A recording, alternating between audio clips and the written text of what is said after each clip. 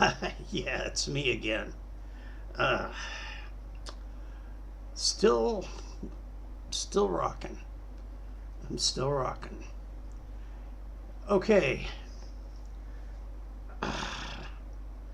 you know, all this time I've been trying to recover and been working on things that in my life, when you get into an experience or two that becomes an eye opener, it becomes a milestone in your life.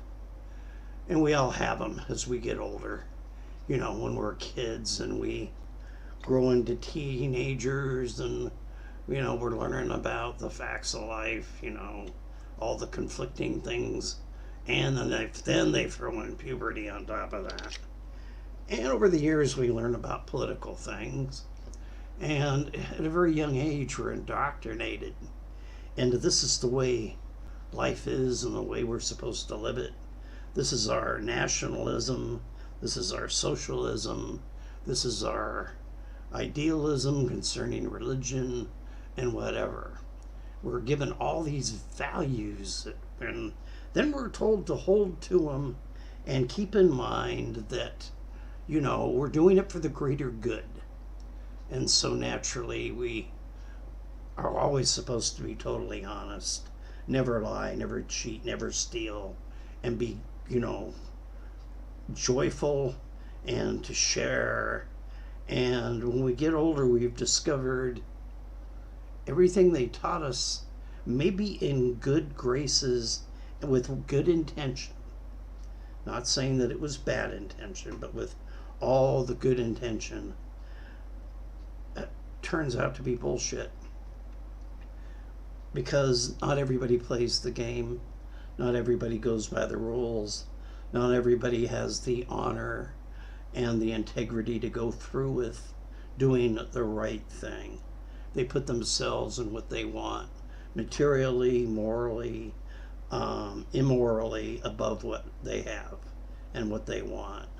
And so it becomes more of a grab and take at a blue light special, or what do they call that? A Black Friday, when the big sales day happens.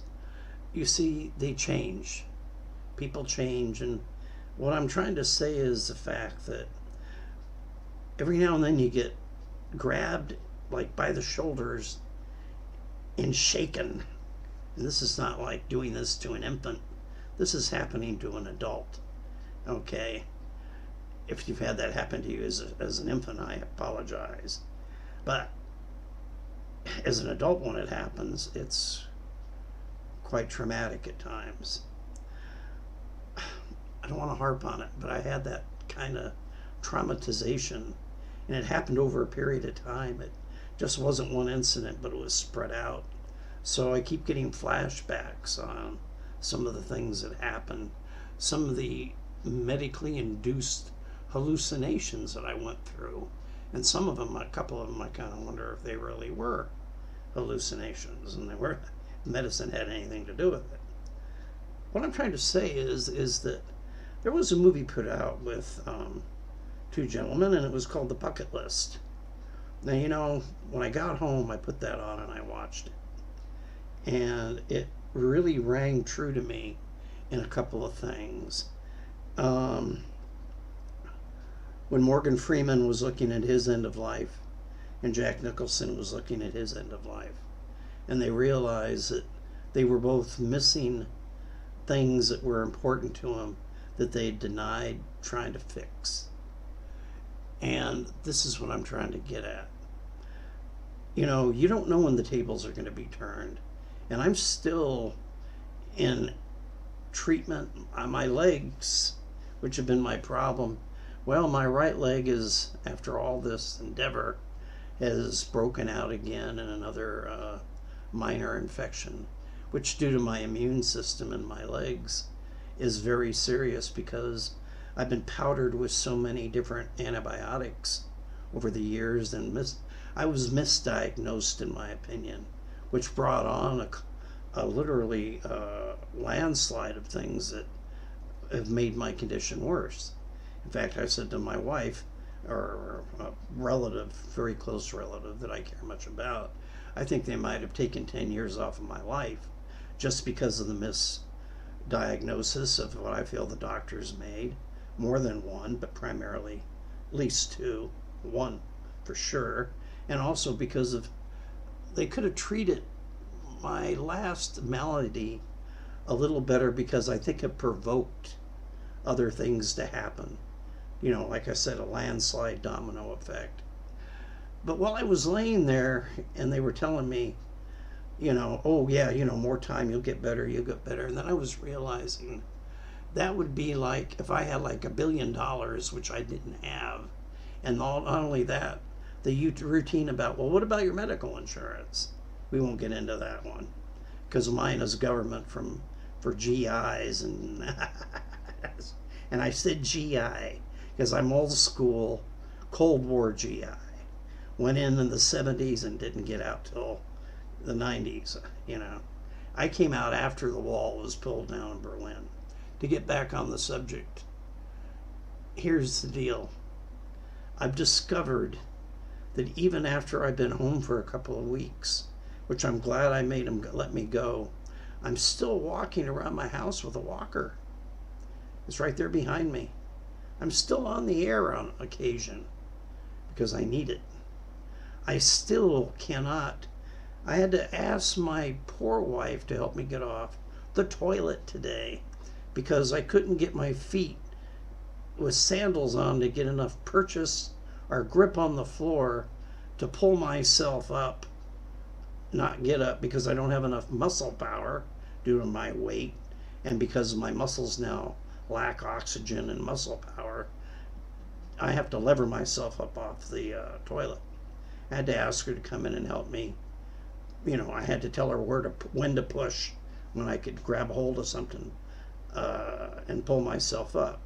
Now, you know, 10 months ago, I wouldn't have thought that was important. A year, I mean, what happened to me in December, and it happened right before Christmas, and I didn't get out of there till about a few weeks after the new year. And I was on my back all that time with a catheter in me and one part of my body, and I mentioned tubes all over the rest of me. And I wasn't, in my legs, the muscles went atrophied. They're atrophied, you know, they quit working. And I had to use a walker to get out of there. Now, I'm trying to tell you, you know, when we had the flood here that lasted for 4.5 months, the world became a bubble. My world and my reality became a bubble. I could still watch on TV upstairs where we were living, upstairs. For 4 months, I could watch the news in Thai TV, which drove me crazy. And even in Thai language, I could understand when they were bullshitting about, because they were showing the maps. And helicopters never fly over here. Well, hey, we get the daily helicopter from the news services. A couple of them, you know. And, you know, but all of a sudden, everybody in the world was an expert. And every day, they kept putting these guys up with maps, pointing with pointers. And after a while, even my wife said, God, I wish they'd shut up. You're right, it's bullshit. And I kept saying, this is bullshit. I don't even totally understand the language, but I can tell bullshit. Look at their faces. They're lying. What I'm trying to say is that I was in a microcosm, but I could see that going on outside.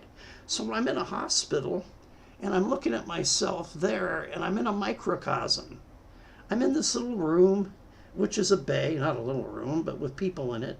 And I see the same people every day. And I'd see new bodies come in and new bodies go out. Never really totally be understanding that they were expecting to wheel me out also. But I surprised them, threw them a curveball. It wasn't part of the game plan. Consciously or subconsciously, my body said, it isn't time yet. So I'm taking that as a hint. But I realize now that now I have handicaps.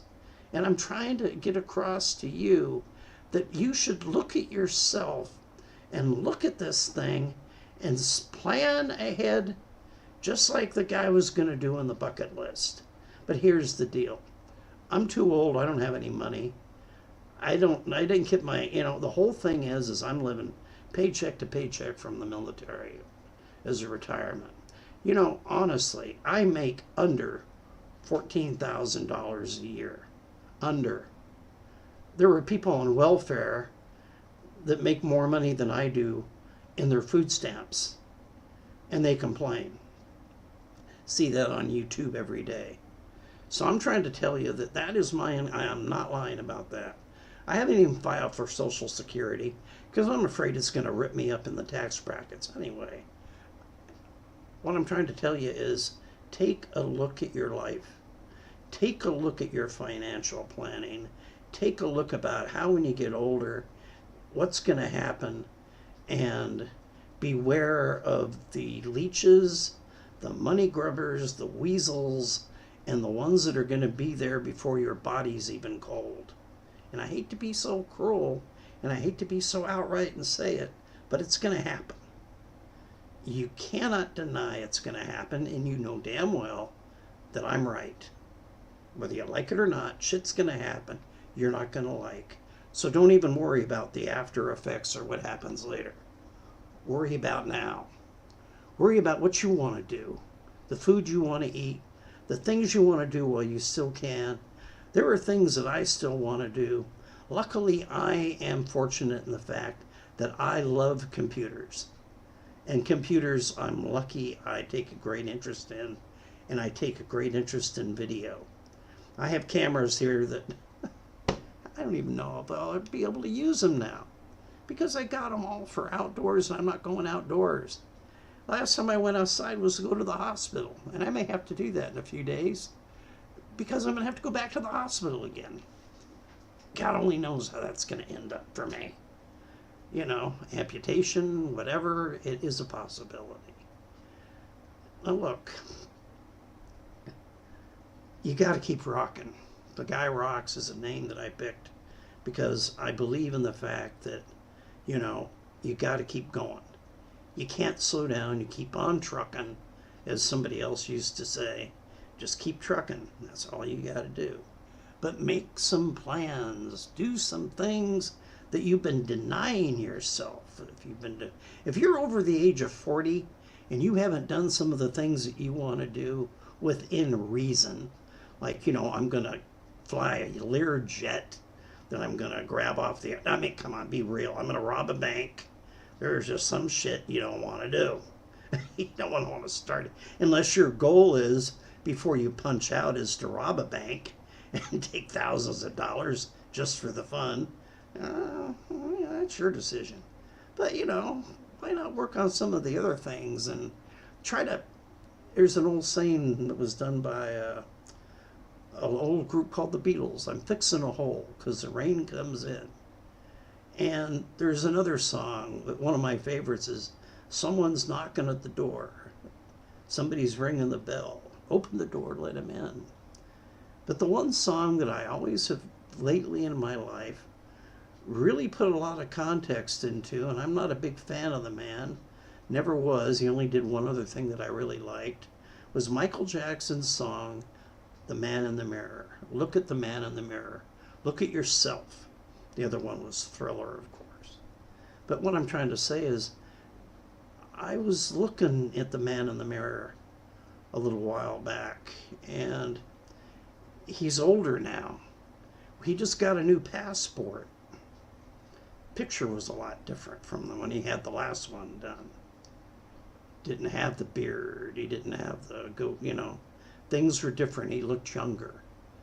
And the differences in the passports, they're noticeable. And I had a passport before that. I'm letting this one run a little bit longer. 15 minutes is enough. But do yourself a favor. Do me a favor. Is please take a look. Just review your life. Take a few notes.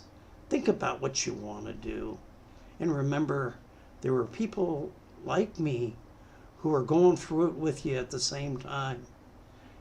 And I want you to be happy because you know something, in the end, all we want is happiness in our lives. We want to go out feeling like we accomplished something good for our own self-demeanor, for our own self-worth. And I'll bid you farewell. And I'm just encouraging that you contemplate some of the things that I mentioned. Through all that, it's not totally organized, but there's stuff in there that might be helpful to get you thinking. Thanks again. Farewell. Goodbye. On a happy thought.